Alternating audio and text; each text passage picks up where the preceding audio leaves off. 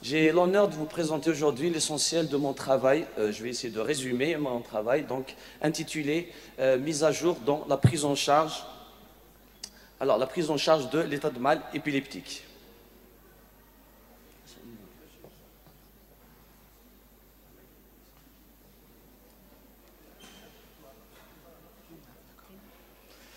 Très bien. Alors, ce qu'on peut dire sur les états de mal épileptiques, alors l'incidence, elle est mal connue, souvent sous-estimée. Il y aurait 15 à 40 cas par 100 000 habitants annuellement. Et une étude faite aux États-Unis montre qu'une une première crise spontanée surviendrait chez 150 000 adultes annuellement. Donc, quand même, c'est une pathologie assez fréquente. L'état de mal épileptique, dans sa forme tonico-clonique généralisée, diffère des autres formes par le profil clinique évolutif et la prise en charge, ainsi que le degré d'urgence. Parfois, le diagnostic il est fait fortuitement sur un EEG systématique. Il peut être inaugural ou compliquer une épilepsie déjà connue. Le caractère généralisé peut se voir d'emblée ou bien se voir secondairement. Le pronostic peut être mis en jeu, que ce soit le pronostic vital ou fonctionnel, avec constituant une urgence diagnostique et thérapeutique, avec des conséquences sociales parfois dramatiques. Les définitions ont passé donc par plusieurs mises à jour. On va voir les plus récentes, mais bien sûr, on va démarrer par l'origine. L'origine du mot épilepsie vient du grec, qui veut dire soudain, qui veut dire prendre par surprise. La Ligue internationale contre l'épilepsie dans son congrès de 2017, puis reprise en 2020, classe l'épilepsie selon le type de crise, le type d'épilepsie, ainsi que définit donc les syndromes épileptiques selon les étiologies les plus fréquentes. Alors, l'état de mal épileptique est classiquement défini par l'apparition d'une crise convulsive qui va se prolonger au-delà des 30 minutes, ou bien la répétition de crises durant cet intervalle de 30 minutes sans reprise de la conscience.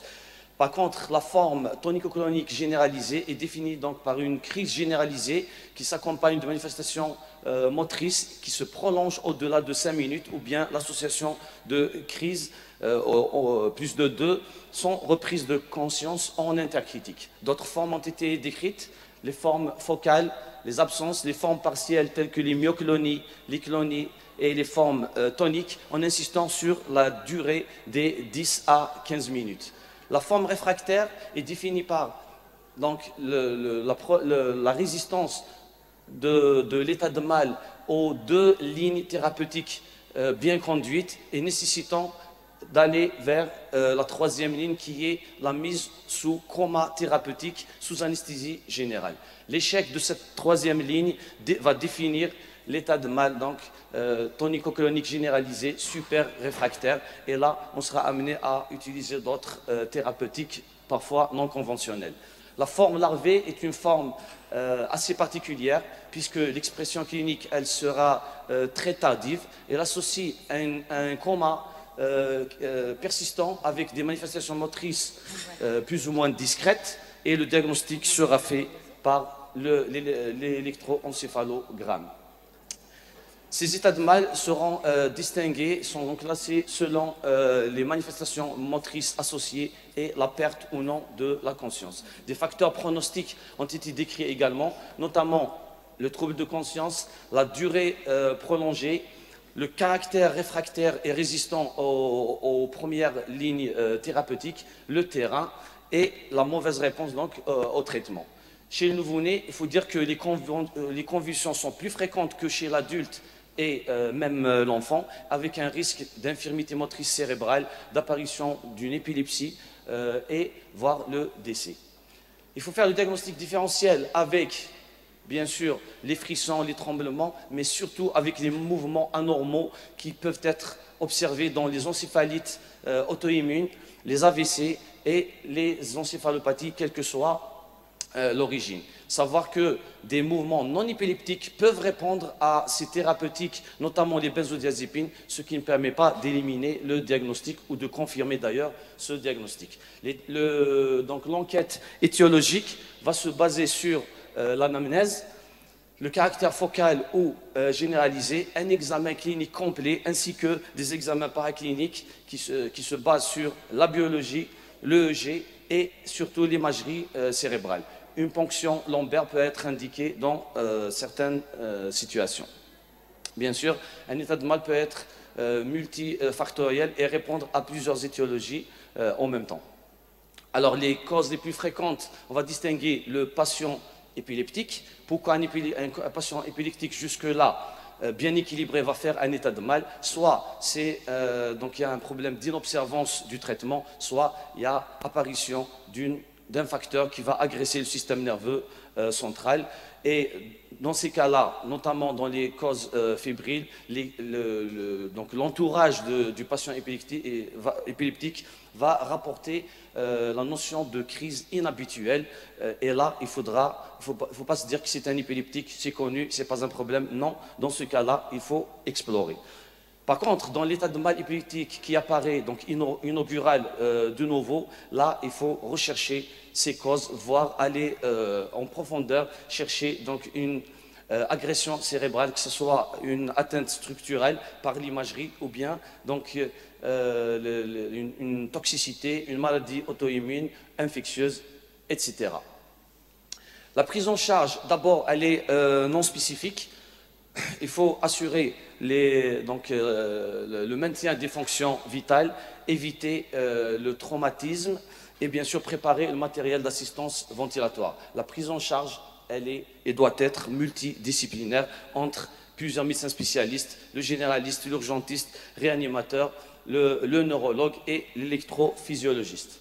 Les examens biologiques, on va commencer par les examens de routine, notamment la glycémie et rechercher les troubles électrolytiques, rechercher les paramètres infectieux, voire doser les traitements antiépileptiques, la ponction lombaire lorsqu'il y a une notion de pathologie infectieuse. Et bien sûr, lorsque l'état de mal est inaugural et surtout réfractaire, chercher les pathologies auto-immunes et infectieuses plus spécifiques. La recherche se fera bien sûr dans le sang et dans le LCR.